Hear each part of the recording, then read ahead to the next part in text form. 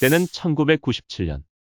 영혼을 보고 그림을 그리는 것으로 유명한 은영선 화가는 일찍이 역학, 성명학, 부적, 무속을 두루 섭렵한 후 남들의 전생을 들여다보는 특별한 능력을 가지고 있다.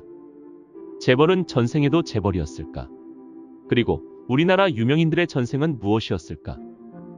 오늘은 영혼과 전생의 궁금증을 밝혀주는 책, 전생과 인연에 대해 이야기해보겠다.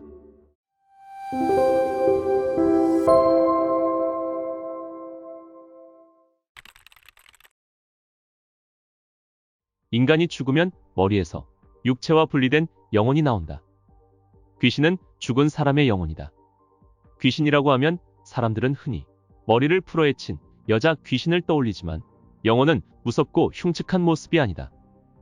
사람의 영혼은 사람이 살았을 때 닦은 정신적 육체적 과정이 응집된 에너지인 사람의 기다. 전설의 고향 같은 TV 프로는 이승에 대한 미련이 남은 귀신들의 이야기다. 이런 프로들은 시청자들에게 공포 분위기를 조성하기 위해 지나치게 왜곡된 형태가 많다. 사람의 영혼은 우주에 존재하는 기의 일부다.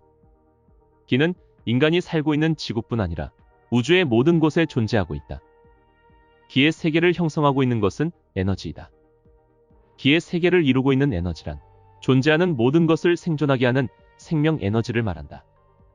기의 세계에서 뿜어내는 생명 에너지는 지구를 포함한 모든 우주에 퍼져서 생명력을 불어넣는다. 생명체가 아닌 흙, 돌, 물 등의 자연도 생명 에너지를 흡수해야 살아갈 수 있다. 지구상에서 기의 세계의 에너지를 가장 많이 흡수하는 것은 나무다. 나무가 울창한 산에 가면 기의 세계와 가까워질 수 있다. 돌을 닦지 못했거나 죄를 짓는 등 살아있을 때 그 사람의 삶에 따라 영혼의 굵기와 강도가 달라진다. 돌을 닦을수록 영혼의 굵기는 가늘어지며 강도는 높아진다. 가늘고 강한 기만이 우주의 길을 뚫을 수 있다. 하늘과 우주에는 아무것도 없는 것처럼 보이지만 사실 수많은 기가 유리처럼 층층이 쌓여 있다. 대부분의 영혼은 지구를 벗어나 우주에 들어가기조차 어렵다. 지구를 벗어나 우주를 돌아다닐 수 있는 기가 되려면 수많은 봉사와 학문적 지식을 이루며 살고 자연 속에서 몸과 정신을 닦아야 한다. 사람들은 전생에 공부를 잘하지 못했더라도 머리 좋은 부모를 만나면 공부를 잘하겠지라고 생각한다. 전생에 방탕했던 영혼이라도 좋은 유전인자를 지닌 태아의 몸으로 다시 태어나면 새로운 삶이 시작될 수 있을 것이다. 그러나 더러운 물은 어떤 그릇에 담기든 그릇이 다를 뿐 깨끗해질 수는 없다. 깨끗하고 맑은 영혼은 초라한 육체에서도 언젠가는 그 육체를 빛나게 할 수 있다. 잘생기고 머리 좋은 육체라도 나쁜 영혼이 들어가면 죄인이 될 수 있는 것이다. 하지만 나쁜 영혼이라도 노력으로 반성하고 봉사하면 새로운 영혼을 지닌 사람으로 다시 태어날 수 있다. 인간이 죽어서 다시 태어나기까지의 기간은 정해져 있지 않다. 인간은 살아가면서 각자 강도가 다른 기의 능력을 쌓는다. 기의 맑고 깨끗함은 인간이 태어날 때부터 운명처럼 결정지을 수 없다. 대부분의 사람은 10번에서 20번의 전생을 가지고 있다. 전생을 100번 정도로 많이 가지고 있는 사람들은 전생에 계속해서 일찍 죽은 단명한 사람들이다. 육체와 정신을 단련하고 학문을 익힌 사람의 기는 다음 생에 더 나은 사람이 될 수 있을 뿐, 그 훈련된 기 자체가 전생의 부모를 기억하고 전생에 있었던 사건을 기억하는 것은 아니다. 평생 종교 생활을 하며 정직하게 살았다고 해서 기의 세계로 들어갈 수 있는 것은 아니다. 육체와 정신의 수련으로 자신을 버리고 남을 위해 봉사해야 기의 세계로 들어갈 수 있다. 돌을 닦고 헌신적인 삶을 살다가 기의 세계에 갔다면 그 사람은 다시 태어나지 않는다. 현생에 한 번 스친 것도 전생의 인연일까? 전생이 전혀 다른 시대의 사람과도 친구가 되고 부부가 되기도 한다. 전생에 자신과 친했던 사람만이 현생에 인연이 있고 친구가 되고 하지는 않는다. 그러면 어떻게 인연이 없는 사람과 친해질 수 있을까? 인간의 본성은 다른 사람에게 호감을 가지고 있고 항상 친절을 베풀 준비가 되어 있기 때문이다.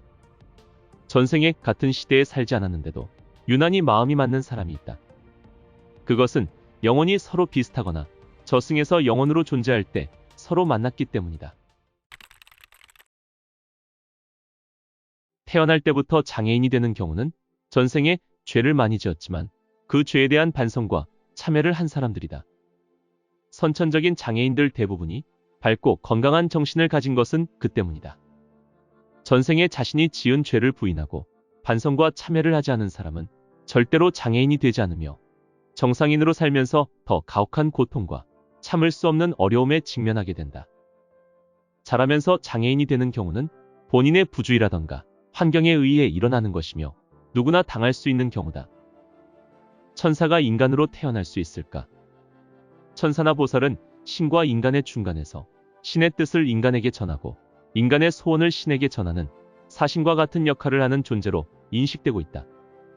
기의 개념으로 보는 천사는 한 인간이 위대한 삶을 살고 죽었을 때 그의 기가 비록 기의 세계에 도달하지는 못했지만 인간과 기의 세계를 이어줄 수 있는 능력을 지닌 영혼이다.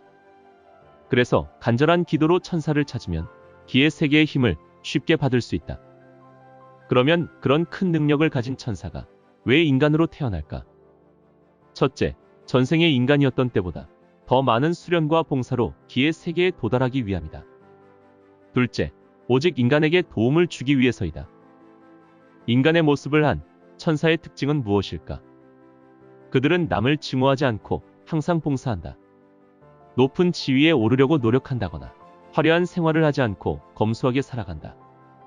특히 독신으로 지내며 결혼을 하면 3년을 넘기지 못하고 죽는다. 그러나 종교인이 되면 오래 살 수 있고 평범한 사람으로 살면 보통 30세 이전에 죽는다. 천사는 선천적인 장애인으로 태어나는 경우가 있는데 선천적 장애인으로 태어날 경우에만 결혼할 수도 있고 오래 산다. 부모와 자식은 전생에 어떤 관계였을까? 부모와 자식은 전생의 은인과 원수가 함께 존재하는 복잡하고 어려운 사이다. 그러나 전생의 은인이든 원수이든 부모-자식 관계는 윤리적으로 끊을 수 없는 관계다. 만약 전생의 원수가 부모-자식으로 맺어졌다 해도 서로 변함없는 애정을 쏟아야 한다. 부부는 전생에 어떤 관계였을까?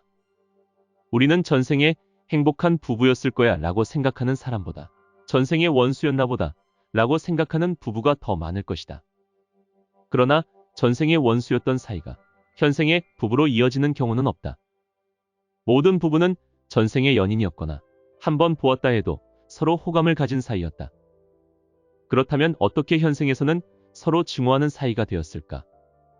전생에는 못 이룬 사랑의 결실을 현생에 맺었지만 살다 보니 서로 성격이 다르고 그러다 보니 서로 미워하게 되기도 하는 것이다. 부부란 전생에서나 현생에서나 서로 만나고 호감을 가지는 과정이 반드시 있다. 어느 날 갑자기 눈을 떠보니 자신이 혼인 신고가 되어 있고 처음 보는 이성과 부부라는 인연으로 맺어지는 경우는 있을 수 없는 일이다. 재벌은 전생에도 재벌이었을까? 많은 사람들은 부모의 재산을 물려받거나 노력과 운이 따라야만 재벌이 된다고 생각한다. 전생에 검소한 생활을 하며 사회가 인정하는 방법으로 돈을 번 사람이어야 다음 생에 재벌이 된다. 자신의 부도덕한 이익을 위해 남의 인생을 불행으로 몰아넣었다면 다음 생에 재벌이 될 수 없다. 전생에 돈으로 많은 사람을 구제한 사람은 다음 생에도 쉽게 재벌이 되거나 재벌의 자손으로 태어난다. 전생의 높은 지위로 많은 권력을 행사할 수 있었는데도 겸손하고 소박하게 산 사람이 죽을 때 다음 생에는 나의 능력을 돈 버는 데 사용하겠다고 다짐하면 현생에는 재벌로 태어난다. 전생에 가난하지만 남을 도와주고 헌신적인 삶을 산 사람도 재벌로 태어난다. 전생에 종교인이었던 사람이 다음 생에는 종교적 신분 이외의 삶을 원하면 학자, 의사, 정치가의 순으로 많이 태어난다. 세종대왕이나 이순신 장군은 다시 태어난다면 최소 재벌이나 대통령이 될 수도 있겠지만 두 분은 아직 다시 태어나지 않으셨다. 다음 생에 대통령으로 태어나려면 전생의 왕이었던 사람이나 한 나라를 통치할 만큼 권력을 행사한 사람이어야 한다. 전생에 한 나라를 통치한 능력과 힘은 기에 축적된다. 현생에 대통령이 되었던 분들은 다음 생에도 대통령이 될 가능성이 많다. 다른 별에서 온 영혼이 지구에 태어날 수 있을까? 우주에는 모든 행성 생명체의 영혼이 있다. 지구에 있는 생명체와 마찬가지로 그들에게도 기가 흐르고 있다. 다른 별에서 살았던 전생을 가진 사람은 주로 과학자, 운동선수, 예술가, 연예인들 중에 많다. 특히 야구선수 박찬호는 전생에 우주의 다른 별에서 왔으며 중세 시대에 영국에서 농부의 아들로 태어났다. 박찬호는 전생에 공부보다 운동을 좋아했고 창 던지기를 매우 잘했고 달리기를 좋아했다. 김수환 추기경은 전생이 없으며 하나님의 지시로 지구에 내려오신 많은 분들 중 한 분이다. 성철 스님은 우주의 기로서 존재하셨던 분이다. 성철 스님이 힘든 인간의 육체를 선택한 이유는 지구의 인간들에게 우주의 위대함을 알려주기 위해서였다. 박정희 대통령은 전생에 통일 신라 시대의 왕이었다. 그는 통일 신라 시대에도 백성을 가난에서 구제하여 나라를 풍요롭고 안정되게 했다. 최규하 대통령은 전생에 중국의 황제였다. 그런데 어머니는 고려인의 피가 흐르는 분이었다. 그래서 어머니와 연관이 있는 한반도에 연민의 정을 가지고 있었다. 전두환 대통령은 전생에 고구려 초기의 왕이었다. 그는 왕인데도 몸소 전쟁터에 나가 평생 전쟁을 치르면서 보냈다. 노태우 대통령은 전생에 조선시대의 부원군이었다. 김영삼 대통령은 전생에 조선시대의 왕이었다. 김대중 대통령은 전생에 조선시대 대간이었다. 대간은 임금의 잘못된 정책이나 행동에 대해 직언하여 바로잡도록 하는 역할을 수행하는 관직이다. 도올 김용옥 교수는 전생에 인도의 왕족이었으며 다음 생은 중국의 학자 집안 신동이었다. 삼성그룹의 이건희 회장은 인도의 둘째 왕자였다.